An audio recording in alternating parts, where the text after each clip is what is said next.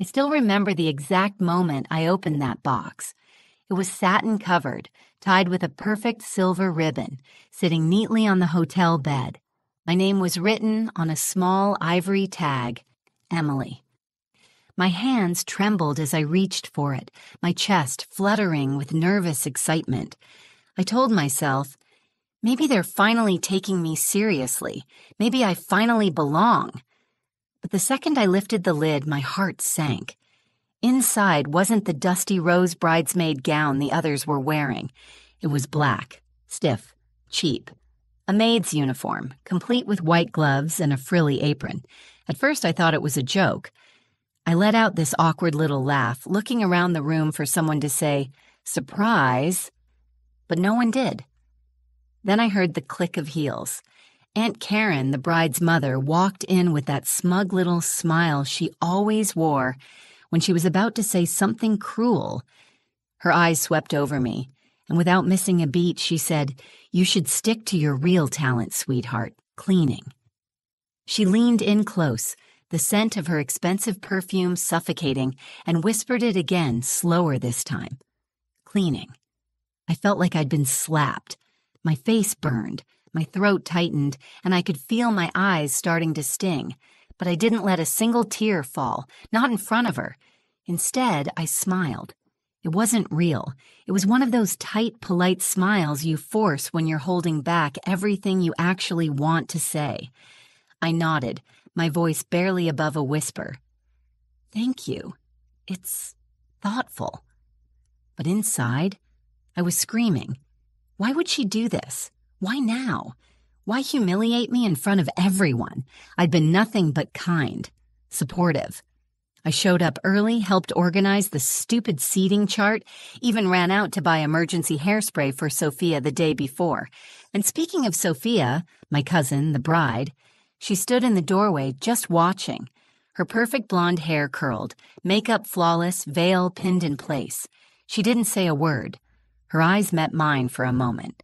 I searched them for something. Regret. Sympathy. Anything. But she just looked away, like I was invisible. I sat down on the edge of the bed, the box still in my lap. The fabric of the maid's dress felt rough against my fingertips. I remember the way the room felt suddenly colder. The laughter from the hallway outside, the other bridesmaids getting ready, was muffled, distant, like I wasn't even part of it. I should leave, I thought. Just grab my stuff and go. Who cares if it's her wedding? She clearly doesn't care about me. But then I thought of Grandma, her fragile smile when she told me how proud she was that I was part of the wedding, how she said, "You're going to look so beautiful walking down that aisle." She didn't have many days left. I didn't want to disappoint her. So I stayed. I folded the dress neatly and closed the box. My heart still ached, but I held my head high as I stepped out into the hallway.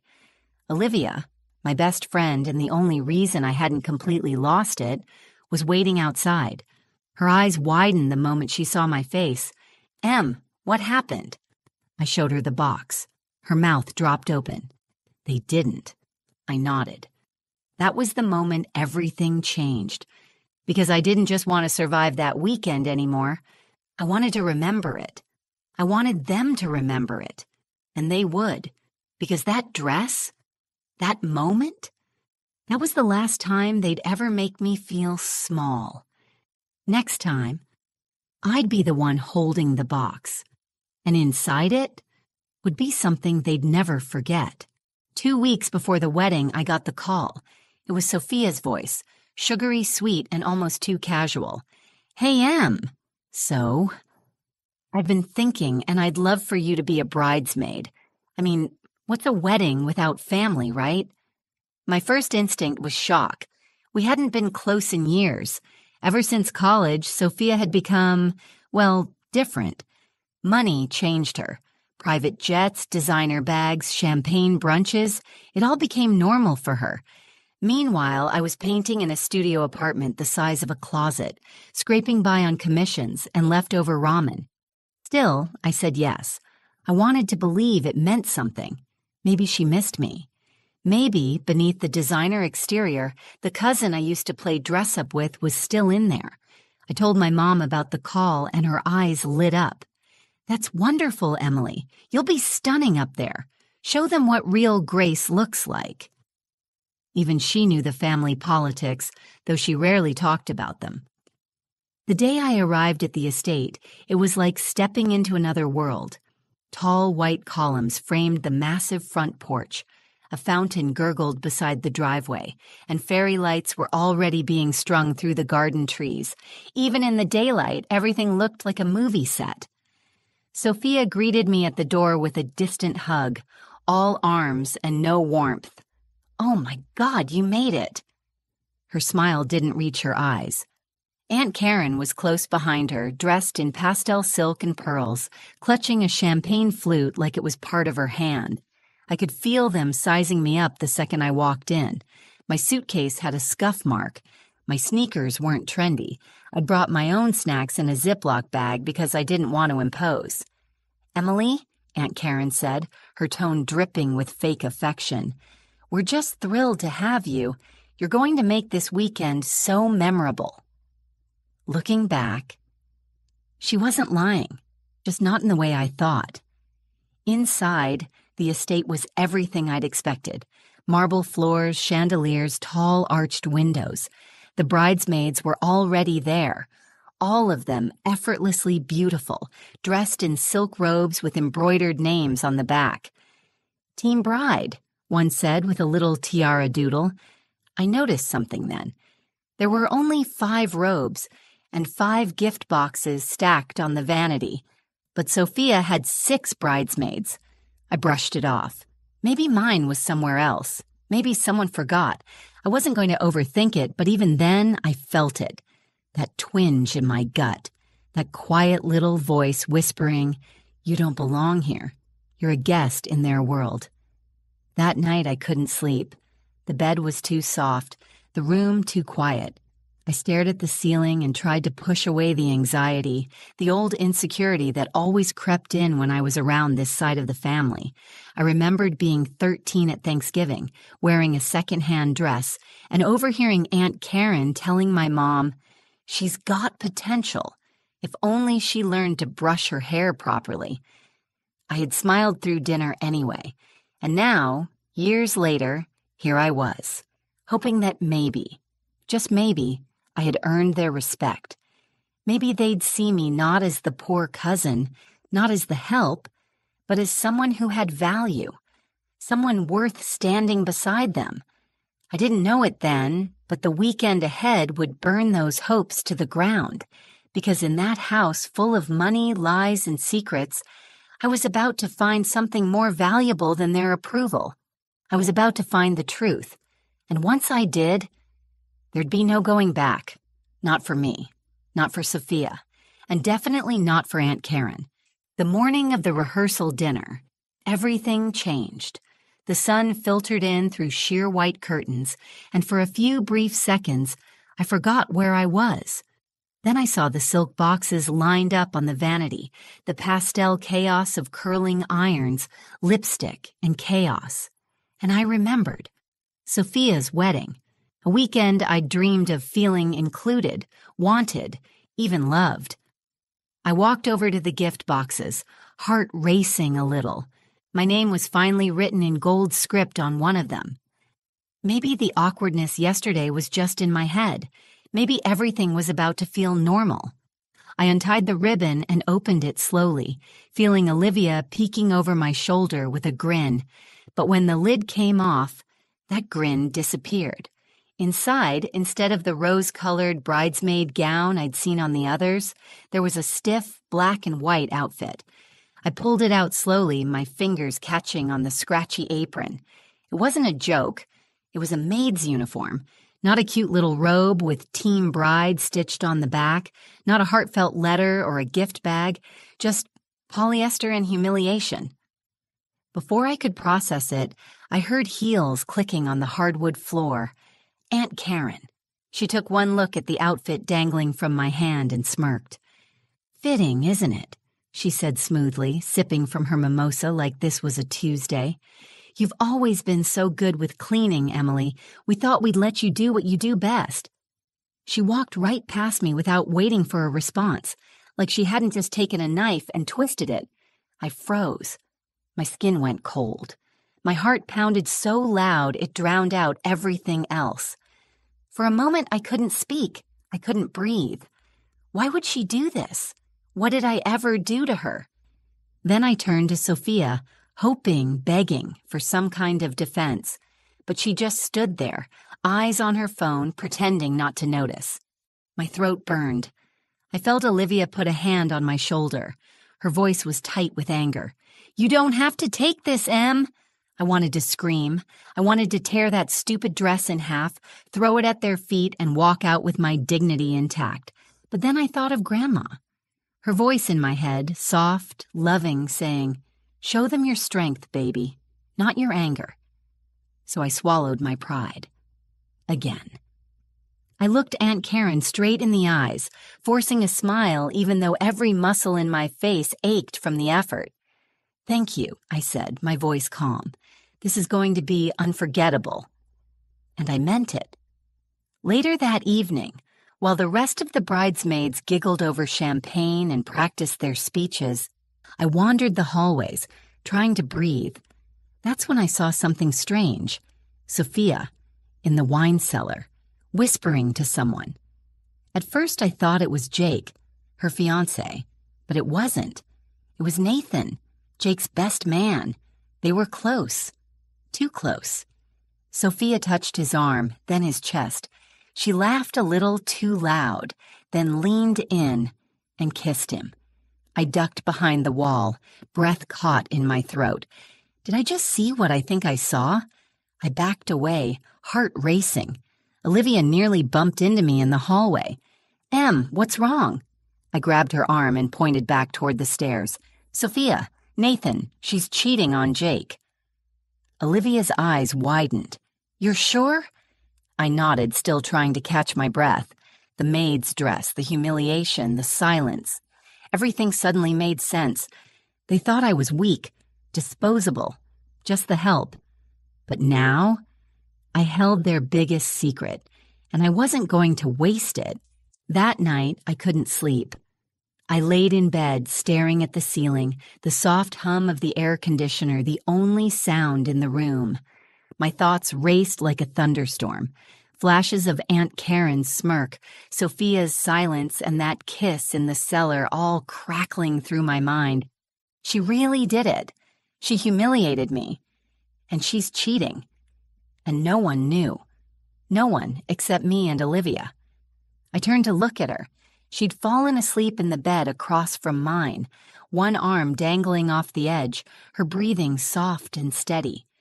Earlier, when I told her everything, she didn't say, "Let it go," or "Don't start drama." She looked me dead in the eye and said, "You know what they say about karma? Maybe it just needs a little help." That's when the idea was born. I whispered into the dark, what if we told everyone without ever saying a word? The next morning, over breakfast, I pitched the plan to Olivia. She leaned in closer with every word, eyes sparkling with adrenaline. "So, we put the photo inside the glasses. Not just any glasses," I said. "Color-changing cups, like those ones from childhood that change color with temperature." I had seen them online, cups that reveal hidden messages or images when filled with cold water. Harmless, elegant, but absolutely devastating if used right. We'd take the photo Olivia snapped of Sophia and Nathan in the wine cellar, shrink it, and print dozens of tiny scrolls. We'd slide them into the lining of the cups, the part that changes color. When cold liquid hits it, the scroll inside would be revealed, floating there, crystal clear. No one would see it coming. No dramatic confrontations. No screaming matches. Just slow, painful realization washing over the crowd, one shocked guest at a time. Olivia pulled out her laptop and got to work like a woman on a mission. "We'll need clear inkjet paper, the cups, waterproof scroll wrap, something to chill the drinks." I stared at her, grateful beyond words. "You don't have to do this with me." She shrugged. "Please, I live for chaos. Besides, you deserve a win. We spent that day prepping in secret, ducking in and out of supply stores in town, whispering behind closed doors, avoiding Aunt Karen's icy glares. At one point, Sophia caught me in the hallway and gave a half smile, like nothing had happened. I returned it with a nod. Smile, sweetheart, I thought. Tomorrow, everyone sees who you really are. That night, while the rest of the bridal party practiced their choreographed entrance for the reception, Olivia and I assembled everything. Scrolls were sealed. Cups were packed. We froze the drinks just enough to activate the color change at the perfect moment. I kept playing the scene over and over in my head. The guests sipping casually, the sudden pause, the whispers, the gasps, the silence. The scroll floating in the glass like a ghost, haunting, undeniable. I thought about Jake, the groom. He didn't deserve this. He seemed kind, polite, a little clueless, maybe. But still, he deserved the truth, and I deserved justice. All my life, I'd been the one people looked over, the poor cousin, the one who didn't belong. Now I had power. Real, tangible, secret power. This wasn't just about the dress anymore. It was about respect, about showing them that kindness isn't weakness, and that just because someone is quiet doesn't mean they're blind. Tomorrow, I'd walk into that wedding as the help, but I'd leave as the storm they never saw coming. The day of the wedding arrived like a fairy tale. The sky was cloudless, the air smelled like blooming gardenias, and every surface of the estate shimmered with polished perfection. Photographers buzzed around, capturing laughter and lace, while classical music drifted from hidden speakers. And I was in the kitchen, holding a tray of drinks. Aunt Karen made sure I wasn't part of the bridal photos. She even snidely remarked, "We'll need someone to handle the serving, right?" While the other bridesmaids giggled, swirling champagne in crystal flutes. I nodded and took the tray. They didn't know what was coming. I walked calmly through the garden, the late afternoon sun casting golden light over the reception tables. Each place setting looked like it had been styled for a magazine cover. White roses, gold-rimmed china, personalized menus. And then there was me, in my tailored maid uniform, offering guests a special cooling mocktail to kick off the celebration. Each glass was chilled just enough, cold enough to trigger the reaction. Inside every translucent cup, tucked between the double walls of plastic, was the truth. A photograph of Sophia and Nathan locked in that kiss. The image was printed faintly in blue, invisible until the temperature dropped. Once the liquid touched it, it bloomed like ink in water. I watched as the first guest took a sip, then another. At first, nothing. Just idle chatter, clinking glasses, laughter. And then it started.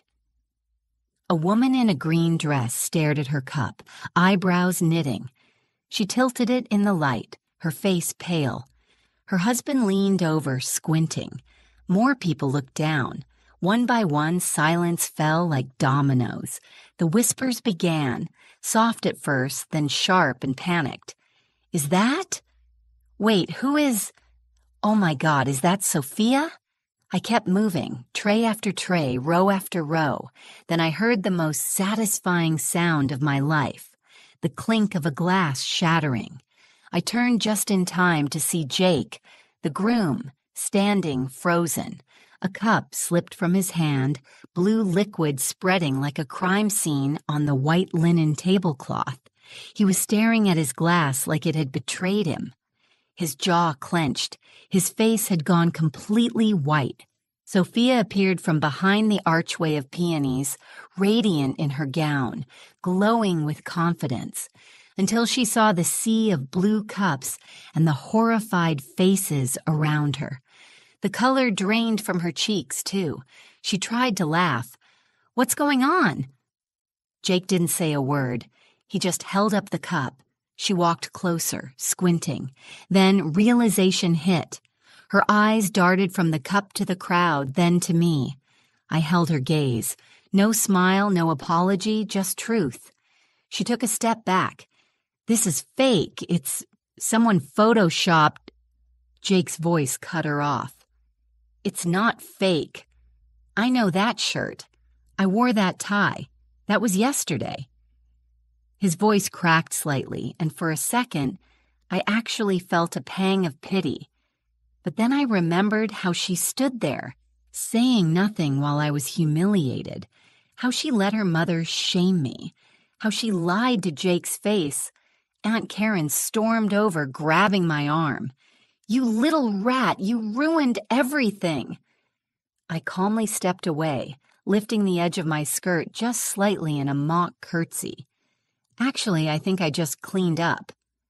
Her face twisted with rage, but she couldn't say a word, because it was done. The truth was out, and for once in my life, I wasn't the one shrinking in the corner. I was the storm in the center of their perfect little day. The wedding ended in chaos. Guests whispered as they gathered their things, eyes flicking between Sophia, Jake, and the now infamous blue cups still littered across the reception tables. The music had stopped. The cake was never cut. The dance floor stayed empty. I watched from the garden steps, sipping water from my own cup. My hands were steady, my heart calmer than I expected. For once, I wasn't the mess they were cleaning up. Jake walked past me with his tie half undone, his eyes distant. He paused for a moment, looked at me, and said quietly, "Thank you." I didn't say anything, just gave him a small nod. He deserved the truth. And deep down, I think he knew it was never about revenge. It was about respect. For him. For me. Sophia never came to me. Not that day, not even afterward. But later that night, when most of the guests had cleared out and the fairy lights were still glowing over the abandoned reception, Olivia and I sat in the back of my car with the windows down, eating stale chips and replaying the moment everything unraveled. She tossed a handful into her mouth and laughed. "You really served the tea, literally." I smiled, finally letting the tension melt out of my shoulders. "Do you think I went too far?" She looked at me, serious now. "Number you went just far enough. They used shame as a weapon. You just gave it back, decorated in ribbon." It stuck with me, because for the first time, I didn't feel like a victim. I didn't feel like the poor cousin or the girl they could mock without consequences. I felt powerful. Not because I embarrassed them, but because I stood up for myself without becoming like them. Word spread fast. By morning, there were already posts on social media. Someone had filmed Jake's reaction. The blue cup affair trended on TikTok under the hashtag #JewWeddingExposed. I didn't post anything, but people recognized me anyway. And the most unexpected thing? Support. Strangers DM'd me saying they'd gone through similar things, being treated like an outsider by their own family, being humiliated, underestimated. One girl wrote, "I watched that video and cried. I thought I was the only one." Another said, "You made me want to stand up for myself." That hit different. A few weeks later, Olivia and I turned the whole experience into something real. We launched an online shop, custom color-changing mugs and cups with empowering messages hidden inside. The first one we made together said, "She cleaned up, and they never saw her coming." It sold out in 24 hours. Funny how things flip, huh? Sophia moved out of state after the scandal. Aunt Karen's social circle iced her out, too. Turns out, no one wants a wedding planner whose own daughter became a meme. I heard she tried to claim I doctored the photos. But by then, it didn't matter. The truth had its own wings. As for me, I moved out of my tiny apartment, got a new studio with sunlight and real plants that didn't die every week. I paint again, not to survive, but to feel. And sometimes, when I get orders from clients who share stories about standing up for themselves, I think about that dress, that moment, that box, and I smile, because sometimes the best revenge isn't ruining someone else's day. It's finally stepping into your own. And just like that, the maid became the main character. If you've ever been underestimated, remember, your silence isn't weakness, it's strategy. Thanks for watching. Like if you felt that. Comment your favorite moment. Subscribe if you're done letting people walk all over you.